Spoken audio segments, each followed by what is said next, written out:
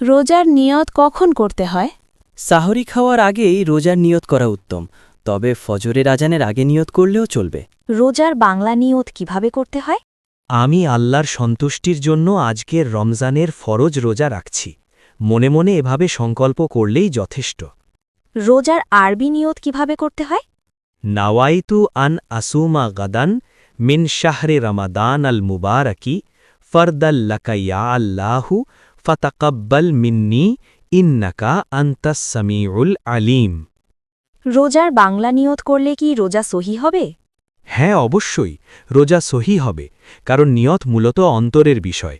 যে ভাষাতেই হোক আন্তরিক সংকল্প থাকলেই রোজা সহি হবে ইনশাআল্লাহ। ইচ্ছাকৃতভাবে রোজা ভেঙে দিলে কি হবে? বড় গুনাহ হয় এবং কাজা আদায় করতে হবে। কিছু ক্ষেত্রে কাফফারাও লাগতে পারে। রোজা রাখার আসল উদ্দেশ্য কি?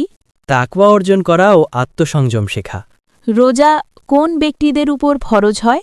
প্রত্যেক প্রাপ্তবয়স্ক সুস্থ ও সক্ষম মুসলমানের উপর রোজা রাখা ফরজ।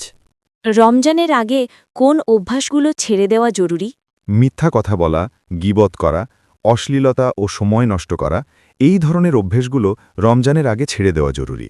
রমজান মাসটি কি শুধুমাত্র রোজা রাখার জন্য দেওয়া হয়েছে?